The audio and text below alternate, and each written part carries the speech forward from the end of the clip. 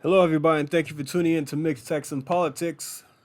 If you have not done so, please subscribe to my channel and like this video so you can be updated for any Texas political news that's coming up from my channel. So, I'm going to talk about the Texas governor's race coming up in November between Greg Abbott and Jumpin' Jack Flap, aka Beto, aka Robert O'Rourke. So let's take a look at the polling and who has the best chance to win. So based on this forecast from racetothewhitehouse.com, Greg Abbott has an 83.7% chance of re-election, winning a third term. Jumpin' Jack Flap, just 16.3% chance of victory. Now, this is based on a lot of models and forecasts, polling data, things like that. So that's how they incumbency, who has the most experience, and that's how they determine these polls right here. This forecast right here.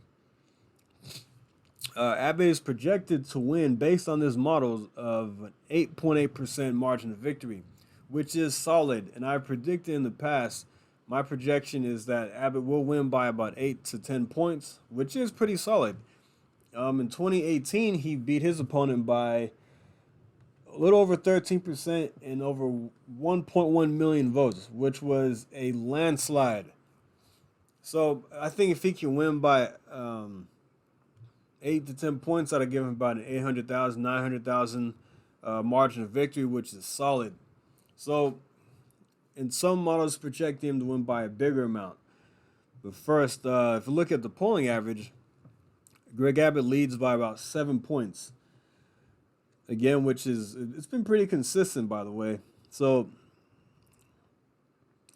this goes based on since Robert announced his candidacy to run for governor, Abbott has been ahead by anywhere from as low as 2 points, which is only one poll, and averaging about 5 to 10% margin in those polls, ahead in the polls. So he's been pretty solid, been pretty consistent with that number right there.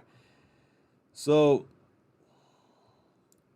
like I said, this is based on the polling data, the partisan lean, fundraising, experience, what they've done in the last race. So, if we take a look at favorable and unfavorable ratings, Beto is 5 points underwater. Unfavorable is 44% with the 39% favorability. Greg Abbott, 47.6% seeming favorable compared to 44% unfavorable. So let's go to 538 in their model. They give Greg Abbott, a 95% chance to win re-election. It says the deluxe version of our model stimulates the election 40,000 times to see who wins most often. This sample of 100 outcomes gives you an idea of the range of scenarios the model considers possible. Abbott wins 95% of the time compared to Beto's 5%. Jumpin' Jack Flap. So they also have him winning at about 12.6%, 52.6% of the vote compared to 40%. Now, if he does that, it will be about the same as 2018 when Abbott, like I said, won by 1.1 million votes. If he wins by about 12, 13%, he's going to win by 900,000, a million votes easily, which will put Robert to sleep. I mean, hopefully he'll go away. Now, I will admit he had a great campaign in 2018 against Ted Cruz. He raised a lot of money, was very popular, but he came up short. He's just too radical for Texas. And then I don't like the fact that Ted Cruz didn't take him seriously until the last couple of months of the campaign. Never underestimate your opponent, and that's something Greg Abbott is not doing. His campaign said, we're not taking anything for granted. We're going on the offensive. We're going to play hardball here. So let's take a look at some fundraising numbers. So since Jumpin' Jack Flap announced his candidacy, he has raised about $41 million compared to Greg Abbott's $37 million. Cash on hand, Robert has about $24 million compared to Greg Abbott's $46 million, 45.7 to be exact. So obviously you're an incumbent. Greg Abbott has been known to be a fundraising machine here in Texas, so it's no surprise that he is, been raising crazy amounts of money. So within Texas, most of his Greg Abbott's donations came within Texas, 83%. Beto, 60%. So Greg Abbott gets a bigger share of his donations from within the state.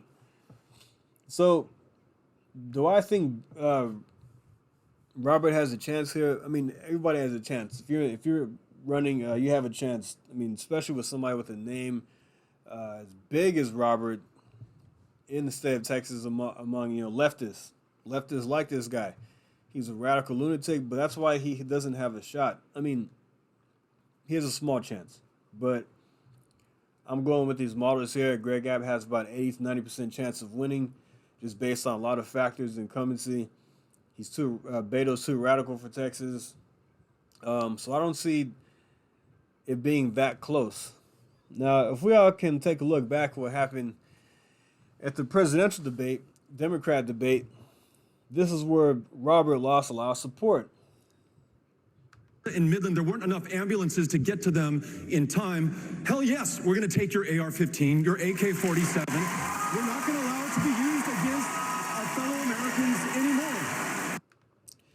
Hell yes, we're going to take your AR-15, your AK-47. Yeah. That's not going to fly here in Texas. I'm sorry. A lot of people know Texas is a big gun state, which we are. We have constitutional carry. We've just been a pro-Second Amendment state. There are a lot of law-abiding citizens here. Now, we've had some issues here with mass shootings, unfortunately, but the majority of people that carry weapons here are law-abiding citizens. And that's anywhere you go, actually. So, Robert was at it again.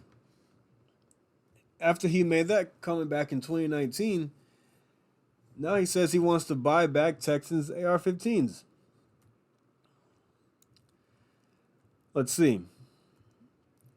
If I can find the consensus within the legislature to have a law in the state of Texas that allows us to buy those AK-47s, AR-15s back, we will. So now he's wanting to buy back something that he never bought in the first place. I mean, he never sold us those guns. So how is he going to buy them back? This is why this guy cannot win in Texas. Look, like I said, don't take anything for granted. Make sure you get out there and vote, because this is crucial to our state. And now I've been critical of Greg Abbott in the past on certain issues. I think he could be tougher on the border, but he's done a fairly decent job with the resource that he has. That he would like Operation Lone Star. He's arrested a lot of people. They've recovered a lot of money. They've confiscated a lot of drugs. So some of those things have been effective. He's been sending illegals to D.C., shedding light on the issue, sending troops down to the border. So he has been proactive, or been active in a way. I think he could do more, but I also don't know what he's allowed to do without breaking the law. See, he's a lawyer, so he said he's looked at these things very extensively and see what he can do without overstepping the law. So I don't know. But Beto's an open borders guy. If you want complete open borders with no chance, then that's your guy. At least you have a chance with Greg Abbott to get things under control. At least he's doing something about it. I voted for Allen West in the primaries. I thought he was more conservative. I thought he would be more tough, more bold. But the people spoke and they wanted Greg Abbott. And I voted for Abbott in 2018. So I will be voting for him again in 2022, this coming November. because I really do not want a radical leftist lunatic like Beto sitting in that governor's mansion. So yeah, that's that. So anyway, guys, thanks for listening. I just want to give you a quick rundown of what's going on with the governor's race, with the polling, and who has the best chance of winning. All right, so like and subscribe, and I will see you next time. Thank you. Take care. I really love that Black Lives Matters and other protesters have put this front and center to defund, completely dismantling those police forces. And I know that it's an idea that is dangerous to some. What they are doing now is in a very proud and necessary tradition. Defund, dismantling police forces is the only way that things get better.